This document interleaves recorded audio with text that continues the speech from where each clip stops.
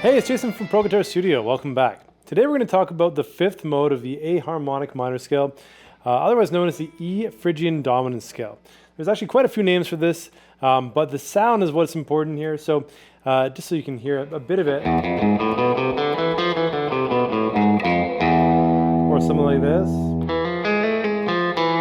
So something you might recognize a lot of times in movies as something exotic. There's many ways we can sort of play around with this, but what we're going to talk about here is how we can utilize this in combination with the A harmonic minor scale.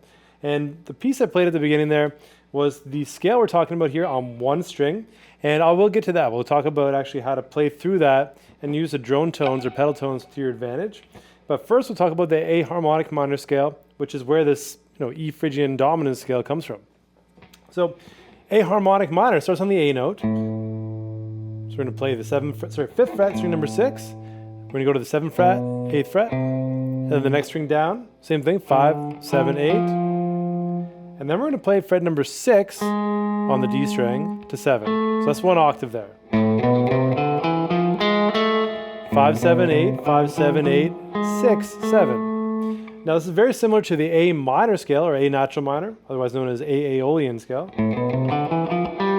Except this note here is used instead of this note. So we're using a G sharp in the harmonic minor scale instead of the G natural. Now where this comes in handy is a lot of times that note right there, which is also known as the leading tone, leads your ear to the A note. Okay, so G sharp leads into A really nicely. So in a lot of classical pieces you hear a phrase like this. So we're basically coming back, root note, going to the leading tone, back to the root note of our scale. Now, if you didn't use that and you use the A minor scale, A natural minor,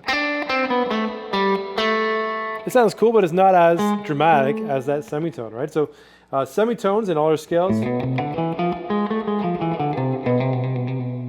is where all the drama lies. That's what I think anyway. So those are the important parts. So knowing that we're playing a G sharp instead of a G, that's the important part here. And where it comes into play and what we're talking about today is that I'm playing an E major chord. Okay, now in the key of A minor, we sort of get back to it a little bit. The technical chords technically the chords that are played in that key are A minor, D minor, and E minor as the 1, 4, and 5. But you'll find a lot of times we can utilize an E major because of that leading tone. It leads our ear right back to the A minor, right? So it's sort of borrowing from the key of A major, which is A, D, E. But in this case here, we're A minor, D minor, E major. So like I said, getting back to this, I was playing an E major at the start, going to an A minor chord. And the only real scale that we can think of, I guess these two chords coming together, wouldn't be from the major scale, and the harmonic minor is going to be one of those that actually works really nicely. So the notes that are used in this here,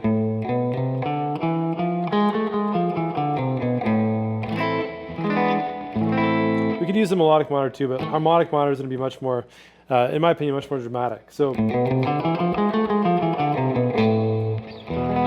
the E chord, the notes will work, right? Will work really nicely because we're alternating that G to a G sharp, like in the E minor, we have a G natural. In E major, we have a G sharp, right? That's the important part there. So when we're playing that E major, if we play the A minor scale over that, it's going to sound really good. A harmonic minor scale, sorry. Now, other thing to keep in mind though when we're playing E major is that the A note isn't going to sound good. So we need to use notes in that chord. So you can start on the B note, or we can start on the E. Anything that's in that chord, the G sharp as well. But you want to resolve to either the B, E, or G sharp. So think of your phrases surrounding those tones, right? Now the harmonic minor that we pulled it from is a much different sounding scale. And the chord we get there is an A minor major 7. Sort of a creepy sounding chord.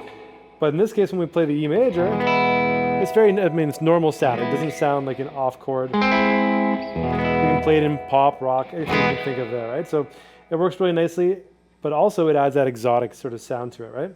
So what I was doing in the actual video at the start, I was playing this on one string. So with an E major chord, I was playing the B note. So I was talking about resolving to either the B, the E, or the G sharp. And I was playing the scale on one string, okay? So just to give you an idea of the scale, this is the B, 5th fret is the C, 7th fret is going to be our D, 9th fret is going to be our E note, 10th fret is F, and then 13 for G sharp. All right, so if we start from the bottom here, I know it's a little weird place. If we started the A harmonic minor, it'd be the 2nd fret, 4th fret, 5th fret, 7th fret, 9, 10, 13. But like I said, that doesn't sound good on the E chord, so you have to resolve back down to, let's say, a G sharp. So if we're looking at just the 3rd string, you can start on the 1st fret. 1, 2, 4, 5, 7, 9, 10, 13, 14.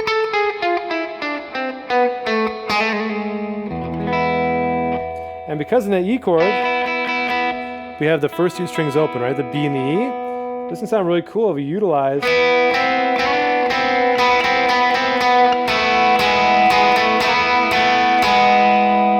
those strings as we're playing through this scale. So it gives us that Phrygian Dominant sound. Now another name, just so you know, people refer to this as the Phrygian Spanish Gypsy, or the Spanish Gypsy scale, or the Phrygian Natural Third. Those are 2 other names you'll see in different places for this. But I'm going to call it the Phrygian Dominant for today. Now, like I said, if you want to go through and make your own phrases up, just see if those 2 strings open. If you have a delay pedal or some reverb, that can make it sound really cool.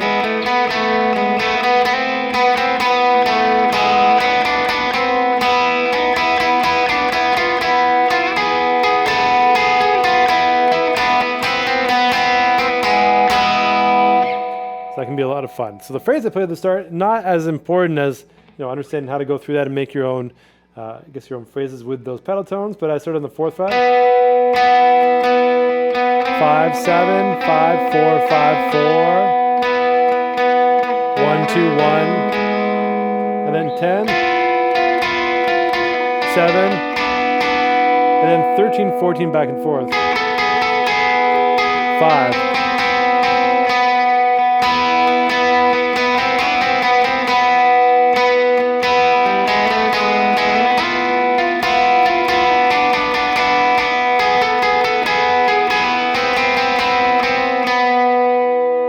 Now chord-wise, I was playing it over E, A minor, E, F, A minor, E, to D, C. All right, now those chords don't belong in the same key like we're looking at here. Well, say the D chord doesn't belong, the C chord belongs, but D major doesn't. But it's really fast, really quick. I'm not bothering to actually change the note there, so that would be from the melodic minor scale.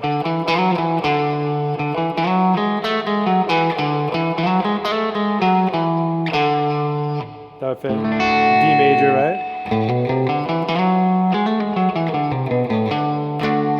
But I'm just going to play with the D major chord and just ignore it in terms of the soloing. And it works, it's pretty quick, so if you wanted to highlight that, you would just change your F to an F sharp really, really briefly. But I think it's a lot of work just for those quick seconds. But have some fun with this. I think the harmonic minor / Phrygian Dominant scale is a lot of fun to play with. The harmonic minor by itself on the A minor chord can be a fun vamp to play with. But usually when people get to the E chord and play the A harmonic minor over that, getting the 5th mode, otherwise known as the E Phrygian Dominant scale, that's when it starts to open up and you start to hear things that you might recognize from different songs. So I love to play around with this scale. It's a lot of fun to throw into different pieces. If you have any questions, let me know. But this is, again, just on one string. We were playing the E Phrygian Dominant scale. And again, it was 1, 2, 4, 5, 7, 9, 10, 13, 14. Just to try to finish that off right there, right? Now, if one of your goals is to learn the harmonic minor scale across the fretboard, what I would do is start off with learning the A harmonic minor positions across in different places. So you start off with position 1, 2, 3, and figure out which ones feel good for your fingers and try to map it out to the chords that you're playing. So starting off with this one right here, 5, 7, 8, 5, 7, 8, 6, 7. And the next string is 4, 5, 7, 5, 6, 4, 5. and that gives us our full A harmonic minor scale, and work on from there, okay? The Phrygian Dominant is great too, but I think it's good to start off with the harmonic minor just to get an understanding of where it all comes from. So if you have any questions, please let me know in the comments below. I know there's a lot of things we can think about here, so no problem if you have any questions for me. But if you like this video, give me a thumbs up and subscribe for more videos like this each and every week.